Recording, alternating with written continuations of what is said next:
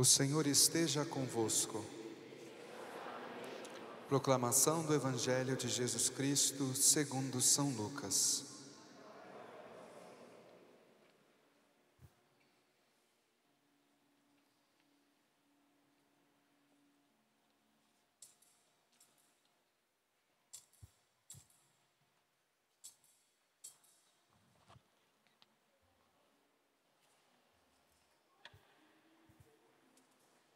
Naquele tempo, um fariseu convidou Jesus para uma refeição em sua casa. Jesus entrou na casa do fariseu e pôs-se à mesa. Certa mulher, conhecida na cidade como pecadora, soube que Jesus estava à mesa na casa do fariseu. Ela trouxe um frasco de alabastro com perfume e, ficando por detrás, chorava aos pés de Jesus. Com as lágrimas, começou a banhar-lhe os pés e enxugava-os com os cabelos. Cobria-os de beijo e os ungia com o perfume. Vendo isso, o fariseu que o havia convidado ficou pensando: se este homem fosse um profeta, saberia que tipo de mulher está tocando nele, pois é uma pecadora. Jesus disse então ao fariseu: Simão, tenho uma coisa para te dizer. Simão respondeu: fala, mestre. Certo credor tinha 2 devedores, e um lhe devia 500 moedas de prata e outro 50. Como não tivessem com que pagar, o homem perdoou os 2. Qual deles o amará mais?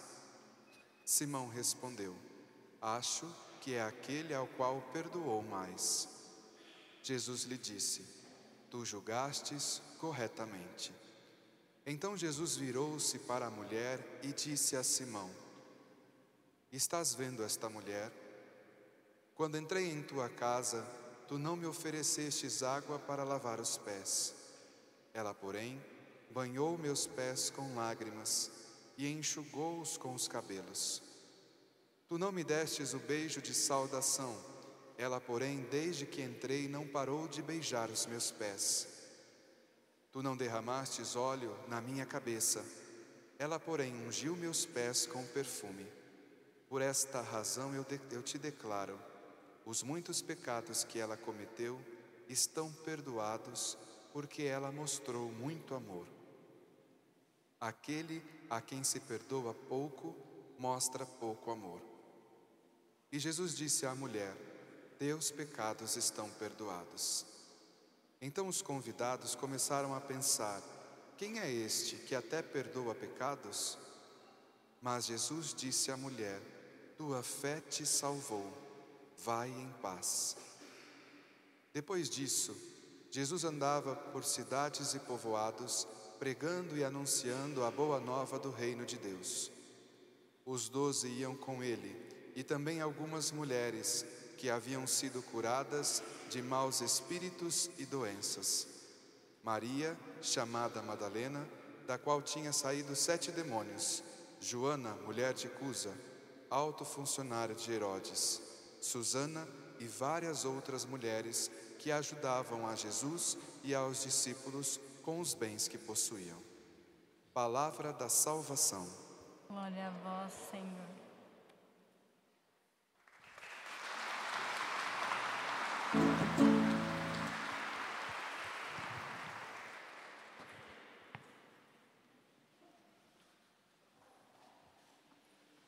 Ave Maria, cheia de graça, o Senhor é convosco. Bendita sois vós entre as mulheres, bendito é o fruto do vosso ventre, Jesus. Santa Maria, Mãe de Deus, rogai por nós, pecadores, agora e na hora de nossa morte. Amém. Hoje em nossa liturgia, nós encontramos a conversão de 3 pecadores. Na primeira leitura, o rei Davi, que apesar de por muitos anos corresponder à vontade de Deus, de ser um bom rei, um rei justo, diante da beleza de uma mulher, permite com que a malícia penetre o seu coração. E envolvido, tomado por esta malícia, destrói a vida de uma pessoa, levando à morte Urias para ficar com a sua esposa. Davi, na primeira leitura de hoje, ele está sendo confrontado pelo profeta. O profeta coloca Davi diante do seu pecado. E Davi, diante de tudo aquilo que ele cometeu, ele expressa um profundo arrependimento. Meus irmãos, nós estamos no ano da misericórdia, e é verdade que Deus perdoa sempre, mas também é necessário uma atitude diante de Deus. Para que alcancemos de verdade o perdão, é necessário o profundo arrependimento. Muitas vezes, nós não alcançamos esta graça, porque ficamos parados em 4 obstáculos. O primeiro obstáculo que nos atrapalha de alcançar o arrependimento é a justificativa. Quando nós não admitimos e justificamos a nossa falha, o arrependimento não acontece no nosso coração. E nós ficamos amarrados ao nosso pecado. Uma outra atitude que gera um obstáculo a acolher esse arrependimento é a culpabilidade. Jogamos a culpa em alguém. Colocamos o outro como o motivo pelo qual nós temos caído em pecado. E isso também nos impede de alcançar esta graça. Um outro obstáculo ainda é quando nós deixamos para depois. Amanhã eu vou mudar. Amanhã eu me converto. Amanhã eu começo. Fazemos quase como as pessoas que fazem dieta, né? Deixa para segunda-feira, e aí na segunda-feira aparece alguma coisa gostosa, ela come e deixa para outra segunda-feira. E ela nunca luta contra a sua realidade. Quando nós deixamos para depois, esse pecado fica como que adormecido em nós. E por isso não alcançamos o arrependimento. Ainda uma outra coisa que dificulta muito alcançarmos este arrependimento profundo é quando minimizamos a nossa atitude, tornamos pequena, como quem diz assim: mas bem, esse pecado aqui todo mundo tem, não é só eu que faço, todo mundo peca. E nós vamos transformando aquele pecado, aquela ofensa a Deus em algo tão pequeno, e por isso não alcançamos o arrependimento. O rei Davi, ele se despoja inteiramente diante de Deus. Ele assume a sua falta e clama a misericórdia. E é por isso que Deus acolhe. É por isso que Deus o reveste com a sua misericórdia. Porque Deus não faz distinção de pessoas. Ele não seleciona as pessoas.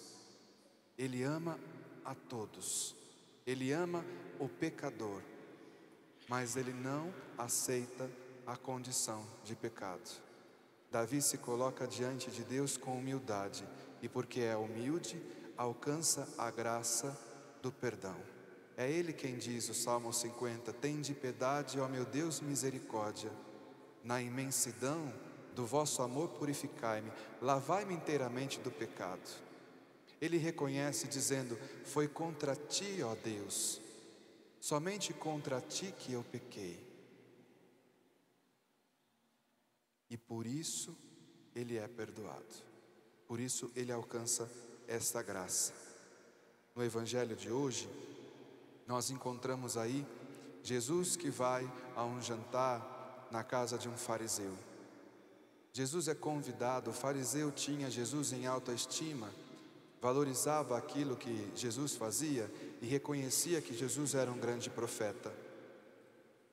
Agora, quando Jesus está na sua casa, uma pecadora vem, se prostra diante de Jesus, começa a chorar e com as suas lágrimas banha os pés de Jesus. E neste momento, o fariseu tem uma atitude, e era isso que nós refletíamos hoje juntos, junto ao Padre José, Padre Paulo. Esta atitude do fariseu de condenação.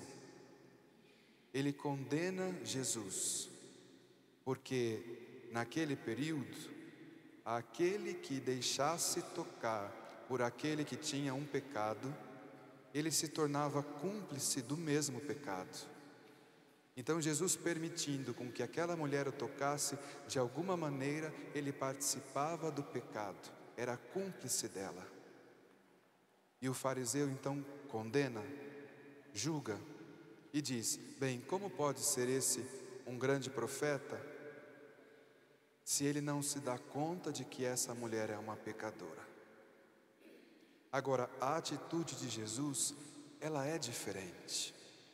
Jesus, ele não fica parado naquilo que é a imagem daquela mulher ou aquilo que ele fez, mas Jesus consegue enxergar nela aquilo que ela pode vir a ser. E é justamente por essa atitude de Jesus, que acolhe, que ampara, que essa mulher chora a sua vida de pecado e sai dali da presença de Jesus liberta de todo mal. Ganha de novo de Jesus uma vida nova. Quando nós rotulamos as pessoas, nós impedimos as pessoas de crescer. Quando nós rotulamos, nós limitamos. E a partir de então aquela pessoa não tem oportunidade de ser diferente. Jesus não faz assim. Aquele que condena faz. Limita o outro pelo seu pecado e pela sua queda. Jesus não faz assim. O olhar de Jesus é um olhar de misericórdia. Jesus, ao invés de limitar, ele abre para esta mulher a oportunidade, um novo caminho. Ele dá a possibilidade dela ser uma nova mulher. Não a limita, mas ao contrário, faz com que ela enxergue na sua vida um futuro diferente. E esse Evangelho nos convida a fazer a mesma coisa. Não sermos aqueles que fecham as portas uns para os outros, que levantam barreiras de indiferença, de julgamento e de condenação. Mas Ele nos convida a ter esse olhar novo em Jesus, dando a possibilidade do outro ser uma nova pessoa. Na segunda leitura, nós encontramos São Paulo. E é ele quem vai dizer que Cristo se realiza nele.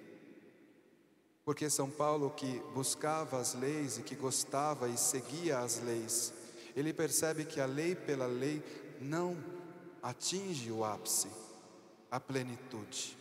E ao contrário, a lei pela lei, ela limita e se esvazia. Ele nos ensina que mais do que a lei, nós devemos buscar Cristo, Jesus, que a nossa salvação, ela está em Jesus e não na lei. E nos mostra que se nós vivemos Jesus, nós cumprimos toda a lei. Mas se nós estamos na lei, nós corremos o risco de não alcançar essa vida nova em Jesus. E é por isso que ele diz: já não sou mais eu quem vivo, mas é Cristo que vive em mim. E é a Cristo quem nós temos que buscar.